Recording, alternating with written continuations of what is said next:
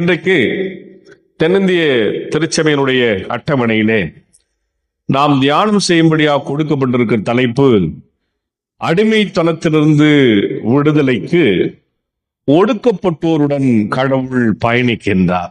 From bondage to freedom, God walks with oppressed என்கிற தலைப்பிலே இன்றைய நாளிலே நாம் தியானம் செய்வதற்கு என்று அழைக்கப்பட்டிருக்கின்றோம். அதிலும் சிறப்பாக உபாகமம் 26வது அதிகாரத்திலே 5 துவங்கி 11 வசனங்கள் முடிய இருக்கின்ற இந்த கர்த்தருடைய வேத வசனங்களை தான் இன்றைய நாளிலே நாம் நம்முடைய அருளுரைக்கு என்று எடுத்திருக்கின்றோம். இந்த படிக்கப்பட்ட உபாகமம் 26வது அதிகாரம் 5 துவங்கி 11 வசனங்கள் இருக்கிற இந்த பகுதி எதை சொல்லுகிறது? 3 முக்கியமான இறையியல் உண்மைகள் அடங்கியிருக்கிறது. எத்தனை உண்மைகள் இருக்குது? இறையியல் உண்மைகள் 3 இறையியல் உண்மைகள். கடவுளுடைய வசனம் சொல்லுகிற மிக ஆழமான இறையியலை உங்களுக்கு 3 குறிப்புகளாக சொல்ல நான் ஆசைப்படுகின்றேன். முதலாவது, இந்த பகுதி எதை சொல்லுகிறது என்று சொன்னால், தாழ்மையின் இறையியலை இது குறித்து சொல்லுகிறது. இஸ்ரவேலுடைய அந்த உருவாக்கம் இருக்கிறது அல்லவா? இஸ்ரேல் ஒரு மக்கள் கூட்டம் உருவானார்கள் அல்லவா? அந்த உருவானது என்பது ஒரு பெரிய பேரரசா உருவாகவில்லை. தொடக்கத்தில் அது எப்படி உருவாச்சு என்ற வரலாறு பார்க்க வேண்டும். அது பேரரசா உருவாகவில்லை. பலமிக்க ஒரு ஜாதியாகவும் அல்லது கூட்டமாகவும் அது நிகழவில்லை. அது எப்படி உருவாக்கப்பட்டது என்று சொன்னால், அது அழியும் நிலையில் இருந்த ஒரு சிறிய குடும்பமாகவே தொடங்கியது. ஒரு சின்ன ஃபேமிலியா தான் ஸ்டார்ட் பண்ணாங்க. ஒரு சின்ன குடும்பத்திலிருந்து, அதுவும் எப்படியா, அவங்க ஆதரவு இல்லாத நிலையில, நிலை இல்லாத நிலையில, வாழ்க்கையை குறித்த கேள்விகள் இருந்த நிலையில, அழிவு என்கிற ஒரு சுற்றிலும் அழிவு என்கிற நிலையில இந்த இஸ்ரவேல் என்கின்ற ஒன்று தொடங்கப்பட்டது. நான் இதை இப்படி பார்க்கிறேன். கடவுள் எப்பவுமே பலம் உள்ளவங்களை வச்சுன்னு காரியங்களை செய்வதை இல்லை. எப்படி? ரொம்ப பலமா இருக்கிறவங்களை வைத்துக் கொண்டு என்றைக்கும் கடவுள் என்ன செய்ய மாட்டார்? தன்னுடைய பணியை தொடங்குவது அல்ல. அவர் எப்படி செய்கிறார்? மாறாக ஒன்றும் இல்லாதவர்களை கொண்டு தம்முடைய மகிமையை வெளிப்படுத்துகிறார். ஹல்லேலூயா. ஒண்ணுமே இல்லை, என்னுடைய வாழ்க்கையில ஒன்றும் இல்லை என்கிற நிலை உங்களுக்கு இருக்கிறது என்று சொன்னா, நீங்க சோர்ந்து போகாதீங்க, கவலைப்படாதீங்க. உங்களை பயன்படுத்தி தான் ஆண்டவர் என்ன செய்வார்? அவருடைய மகிமையை வெளிப்படுத்துவார். ஹல்லேலூயா. பக்கத்துல சொல்லுங்க, உங்களை கொண்டுதான் கடவுள் அவருடைய மகிமையை வெளிப்படுத்துவார். சொல்லுங்க, உங்க பக்கத்துல உங்க மகனா சொல்லுங்க, ஹஸ்பண்டா இருந்தாலும் சொல்லுங்க, ஒய்ஃபா இருந்தாலும் சொல்லுங்க. ஏன்னா அவங்களை கொண்டுதான் ஆண்டவர் உங்க வாழ்க்கையில அவருடைய மகிமையை வெளிப்படுத்துவார். எப்படின்னு தெரியாது, திடீரென கர்த்தர்களை ஆசீர்வதித்து உன்னை உயர்த்துவார். நான் கீழே இருக்கிறேனே, என் வாழ்க்கை இப்படியே இருக்குது, கலங்கி கொண்டு இருக்கலாம்.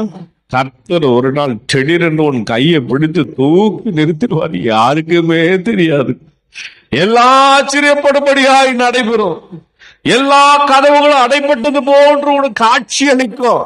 ஒன்றுமே இல்லையே, இனி வாழ்வு கேள்விக்குறி என்ற நிலையில் நீ நின்று கொண்டிருப்ப. இஸ்ரேல் மக்கள் அப்படித்தான் நின்றார்கள். எதிரிலே அங்கே கடல் இருக்கிறது, பின்னாக பார்வோனின் சேனை இருக்கிறது. வாழ்வு முடிந்து விட்டது என்று நினைத்தார்கள். அங்குதான் கர்த்தர் செயல்படுகிறார். உன் வாழ்க்கையில முடியாத நிலையில நீ நிப்ப பார்த்தியா, அப்ப வருவார் கடவுள் உன் வாழ்க்கையில. ஆண்டவருடைய மகிமையை அப்பதான் நீ பார்க்க முடியும். கர்த்தருடைய மகிமையை உன் வாழ்க்கையில பார்க்கிற அனுபவங்களை ஆண்டவர் ஒவ்வொரு நாளுடைய வாழ்க்கையில கொடுத்து கொண்டே தான் இருக்கின்றார். இஸ்ரேல் மக்களுடைய வாழ்க்கையில அவங்க கீழ் விழுந்த இடத்துல எல்லாம், அவங்க ஒன்றுமே இல்லாத நிலையில எல்லாம் கர்த்தருடைய மகிமை வெளிப்படுவதை அவர்கள் பார்த்தார்கள். தாகமா இருக்குது, தண்ணி வழி இல்ல, கர்த்தருடைய மகிமை பாறையிலிருந்து வெளிப்பட்டது. அல்லேலூயா. வழியே இல்லை, கடலிலிருந்து வெளிப்பட்டது கடவுளுடைய மகிமை. எங்க கடவுளுடைய மகிமை வெளிப்படும்? நீ யோசித்து கொண்டிருந்த கர்த்தரும் வாழ்க்கையில் இருந்து கொண்டே இருக்கிற ஒண்ணு கொண்டுதான், சாதாரணமானவர்களை கொண்டுதான். நீங்க நினைக்கலாம், நான் என்ன அவ்வளவு பெரிய ஆளா, என்ன கொண்டு எப்படி செய்வார்? ஆமாங்க, உன்னை கொண்டுதான் கர்த்தர் பெரிய காரியங்களையும் செய்வார். அவர் பெரிய பேரரசை பயன்படுத்துவது அல்ல, பெரிய சனக்கூட்டத்தை பயன்படுத்துவது அல்ல, பெரிய மனுஷனை பயன்படுத்துவது அல்ல. ஒரு சிறிய ஜனமா இருந்த இஸ்ரவேல் தான் இன்னைக்கு உலகத்தை ஆண்டி படைக்கின்ற, இந்த உலகத்திற்கு ஒரு சாட்சியா கர்த்தர் நிறுத்திருக்கின்றார். அல்லேலூயா. ஆகினால்தான் இந்த பகுதியை என்னென்ன அழைக்கிறாங்க? தாழ்மையின் இறையியல் என்று இதை அழைக்கின்றார்கள். தாழ்மையிலிருந்து ஒருத்தரை உயர்த்தி கடவுள், உயர்ந்து நிற்கிற கடவுள் தன்னுடைய மகிமை வெளிப்படுத்துவது. இரண்டாவது, ஒடுக்கப்பட்டோருடன் பயணிக்கும் கடவுள். கடவுள் யாரு கூட பயணம் செய்வாரா? இந்த எகிப்து ஜனங்கள் என்ன செய்தாங்க? இஸ்ரவேலை ரொம்பமா கஷ்டப்படுத்தினார்கள். உங்களுக்கு நல்லா தெரிந்த வரலாறு இல்லையா? அவருடைய அந்த கஷ்டத்துல என்ன நடந்தது தெரியுமா? ரொம்ப சுவாரஸ்யமான ஒரு தகவல் நடைபெற்றது. என்ன தெரியுமா? அப்போ அந்த மனுஷங்க அந்த இஸ்ரேல் மக்கள் ஏற்படுத்தின அந்த குரல், அது கடவுளுடைய செவியில போய் கேட்டதா? அல்லேலூயா. நீங்க இங்க ஆண்டவருடைய சமூகத்தில் வந்து ஆண்டவரே என்று அழைக்கின்றது சத்தம் ஆண்டவருடைய செவியில கேட்கிறது. 7வது வசனம் அது ரொம்ப அழகா பதிவு செய்திருக்கிறத நம்ம பார்க்க முடியும். அப்போ கடவுள் ஏதோ பரலோகத்துல தூரமா இருக்கிற கடவுள் அல்ல. நம்ம கடவுள் எங்கோ ரொம்ப டிஸ்டன்ஸ்ல இருக்காருன்னு நினைத்து கொள்ள வேண்டாம். அவர் எங்க தம்மா இருக்கிறாரு? கண்ணீர்ல இருக்கிறார். நீ கண்ணீர் விடும்போது யாரும் இல்லைன்னு நினைச்சிட்டு இருக்குல்ல, நீ கண்ணீர் விடும்போது கடவுள் உன்னோடு கூட இருக்கின்றார். நீ துன்பத்திலே இருக்கிறன்னு புலம்பிட்டு இருக்க இல்லையா, யாருமே இல்லைன்னு வருத்தப்பட்டு இருக்கிற இல்லையா, அப்போ கடவுள் உன்னோடு கூட நேரில் உன்னை பார்க்கிற கடவுளா அவர் இருக்கிறார்.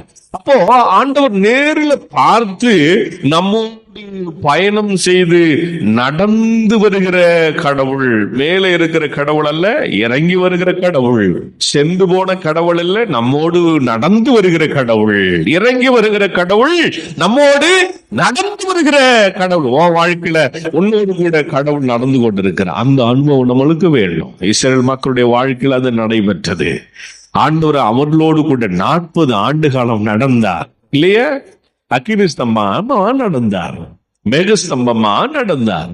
அப்போ 40 ஆண்டு காலம் அவருடைய பயணத்திலே கடவுள் நடந்து கொண்டே இருந்தார். பரலோகத்தில் இறங்கி வந்த கடவுளாக, அவளோடு நடந்து வந்த கடவுளாக அவளோடு இருக்கிறார். எப்பவுமே கடவுள் பாருங்க, யாரெல்லாம் ரொம்ப கஷ்டப்படுறாங்களோ, யாரெல்லாம் ரொம்ப ஒடுக்கப்பட்ட நிலையில இருக்கிறாங்களோ, யாரெல்லாம் பாதிக்கப்பட்ட நிலையில இருக்காங்க, அவங்க பக்கமா நின்னுக்குவார் கடவுள். நம்ம என்ன செய்வோம்? பலமா இருக்கிற பக்கமா போய் நின்னுக்குவோம், அப்படிதானே? ஆனா ஆண்டவர் எப்படி நிற்பார் ஐயா? ரொம்ப வீக்கா இருக்கிற மக்களோடு போயிட்டு நின்று கொள்ளுவார். தலைவர்கள் இன்னைக்கு இந்த வீக்கெண்ட் செக்ஷனோடு நிற்பதற்கு விரும்புவது இல்லை. ஆனா நம்முடைய விடுதலை நாயகன், நம்முடைய தலைவர், நம்முடைய ஆண்டவர், நம்முடைய கடவுள் நம்மள போன பலம் இல்லாதவர்களோடு தான் இருக்கின்றார். ரொம்ப பலமான ஒரு கூட்டணி இருக்கலாம், ஆனா கர்த்தர் திடீரென்று இறங்கி ஒரு பலத்தை உருவாக்கி விடுவார் இல்லையா? நடக்குமா? நடக்காது. அப்போ இங்கு அப்படித்தான் ஆண்டவர் இஸ்ரவேல் மக்களுடைய வாழ்க்கையில அவங்க ஒடுக்கப்பட்ட தேவச்சனமா பயணித்து கொண்டிருக்காங்க வாழ்க்கையில. அப்ப கடவுள் என்ன செய்யறாரு? அந்த ஒடுக்கப்பட்ட மக்களோடு நடந்து வருகிற கடவுளா இருக்கின்றார். 3வது இந்த பகுதி சொல்லுவது என்ன? நினைவு கூறுதலும் நன்றி அறிதலும். என்னது? நினைவு கூறுதலும் நன்றி அறிதலும். மெமரி அண்ட் தேங்க்ஸ் கிவிங் என்று அழைக்கின்றார்கள். நம்ம லைஃப்ல நிறைய ஆசீர்வாதங்களை கடவுள் கொடுக்கிறார். கடவுள் சமூகத்துல வந்து ஜெபித்தா, ஆண்டவர்கிட்ட வந்து கேட்டா கடவுள் நம்மளுக்கு கொடுக்கிறாரா இல்லையா? நீங்க கேட்கறது எல்லாம் கருத்தை கொடுத்துருக்கிறாரா இல்லையா? யாருக்குன்னா நான் கேட்டுட்டு இருக்கேன், ஆண்டவருக்கு கொடுக்கல அப்படின்னு இருக்கீங்களா? இல்ல. கர்த்தருடைய பிள்ளைகளுக்கு நிச்சயமாக கடவுள் ஒரு சில காரியங்கள் கொஞ்சம் தடைபடும், கொஞ்சமா தாமதிக்கும், ஆனா கர்த்தர் கொடுத்து விடுவார். நான் சொல்றேன், நிச்சயமா நடக்கும். என் லைஃப்ல இது நடக்காதுன்னு மட்டும் நினைச்சிடாதீங்க. ஆண்டவர் நிச்சயமா 100% நம்ம லைஃப்ல நமக்கு கொடுத்து நம்மை மகிழ்க்கவே அவர் விருப்பமா இருக்கிற கடவுளா அவர் இருக்கின்றார். பாருங்க, உண்மையான வழிபாடு என்பது கடந்த காலத்துல கடவுள் நமக்கு செய்ததை நினைவு கூறுவது. உண்மையான வழிபாடு என்னது? இப்ப என்ன பண்றாங்க இஸ்ரேல் மக்கள் எல்லாம் ஆண்டுடைய சமூகத்துல வந்து ஆண்டவர் கொடுத்த ஆசீர்வாதத்தை கொண்டு வந்து கூடை நிறைந்த வைத்து விட்டு அங்கே ஆசார் என்று கொடுக்கிறாங்க. அவர் எடுத்து கர்த்தருடைய சமூகத்தில் வைக்கிறார். கர்த்தருடைய சமூகத்தில் வைத்து ஆண்டவரை நினைந்து கூர்ந்து நன்றி செலுத்துற ஒரு காட்சி தான் உபாகமம் 26வது அதிகாரத்துல இந்த 5வது வசனத்தில் 11வது வசனம் வரைக்கும் பதிவு செய்யப்பட்டிருக்கிற செய்தியா இருக்கிறது. ஆண்டவரை நினைவு கூறுறாங்க. பாருங்க, அவங்க ஒரு இந்த இடத்துல ஆண்டவரிடத்துல வந்து ஒரு அறிக்கை செய்கிறார்கள், ஆண்டவருக்கு நன்றி சொல்லுகிறார்கள், ஆண்டவரை நினைவு கூறுகிறார்கள். நாங்க இப்படியா இருந்தோம் எகிப்துல, எங்களை இப்படியா ஆண்டவர் நடத்தினார். இப்ப இவ்வளவா பிளஸ் பண்ணிருக்க. இதை சொல்லணுங்க, ஒவ்வொரு கிறிஸ்தவனும் இதை சொல்லணும். நான் இந்த நிலைமையில இருந்தேன், சாப்பாட்டுக்கே இல்லாத நிலையில இருந்தேன், வீடு இல்லாத நிலையில இருந்தேன், கர்த்தர் எங்களை ஆசீர்வதித்தார் என்று ஒவ்வொரு நாளும் தேவ சமூகத்துல வந்து சொல்ல வேண்டும். உன்னை ஆசீர்வதித்த ஆண்டவர் உன்னோடு இருக்கிறார் அல்லவா? அந்த ஆண்டவருக்கு நன்றி செலுத்த வேண்டிய கடமை நமக்கு 100% இருக்கிறது. அப்போ கடவுள் அவருடைய உண்மையுள்ள தன்மையை நாம் தலைமுறையாய் சொல்லுவதாக அது அமைகிறது. எதுக்காக சொல்லணும்? நீங்க அப்படி வந்து ஒவ்வொரு வாரமும் ஒவ்வொரு தேவ சமூகத்தில் வரும்போது இப்படி சொல்லும் போது, ஆண்டவர் இப்படி இருந்தா இப்படி என்ன இப்படி கொண்டு வந்தார் நீ சாட்சி சொல்லுகிற பொழுது, சமூகத்துல வந்து ஆண்டவருக்கு நன்றி செலுத்தும் போது அல்லது அதை நினைவு கூறுகிற பொழுது அது உங்க பிள்ளைங்க பார்ப்பாங்க. உங்க சந்ததிக்கு உன் பிள்ளை மூலமா உன்னுடைய விசுவாசம் கடந்து செல்லும். நல்ல கவனிங்க, உங்க பிள்ளைங்களுக்கு நீ என்னத்தை வச்சுட்டு போறீங்க தெரியல, ஆனா ஒண்ணு வச்சுட்டு போறங்க, ஆண்டவர் நம்முடைய கடவுளுடைய உண்மையுள்ள தன்மையை, அவர் உண்மையுள்ள கடவுள் என்பத, அவர் நம்புற பிள்ளைகள் கைவிட மாட்டார் என்பதை, அவரை யாரெல்லாம் கூப்பிடுறாங்களோ அவங்க கூடவே இருக்கிறார் என்பதை நம்ம தலைமுறைகளுக்கு சொல்லிக் கொடுக்க வேண்டும். நம்ம கடவுளின் மகிமையை தலைமுறையாக எடுத்து செல்வதற்கு நாம் ஒரு ஊன்றுகோலாக இருக்க வேண்டும். அதை தான் இன்னைக்கு இந்த உபாகமத்துல 26வது அதிகாரத்துல ஆண்டவர் நமக்கு வெளிப்படுத்துறார். முதலாவது நம்முடைய தாழ்மையிலிருந்து கடவுள் நம்மை தாழ்மையின் இறையியல் வழியா நம்மளை உயர்த்தினார். ஒன்றுமே இல்லை என்ற நிலையிலிருந்து ஆண்டவர்களை தெரிவு செய்து மகிமையை வெளிப்படுத்தினார். 2வது, ஒடுக்கப்பட்ட தேவச்சனமா நாம இருந்தோம், கஷ்டப்படுற மக்களா இருந்தோம், ஒதுக்கப்பட்ட மக்களா இருந்தோம். ஆண்டவர் நம்ம கூட வந்து நின்று கொண்டார், நம்ம கூடவே பயணித்தார். 3வது, அப்படிப்பட்ட அந்த வல்லமை உள்ள கடவுளுடைய மகிமையை நம்ம என்ன செய்யணுமா?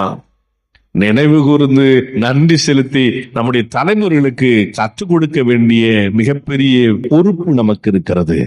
அப்படி ஒரு பொறுப்புள்ள கிறிஸ்தவ மக்களாக இருக்க கடவுள் நம்மை ஆசீர்வதிப்பாராக. ஆமென்.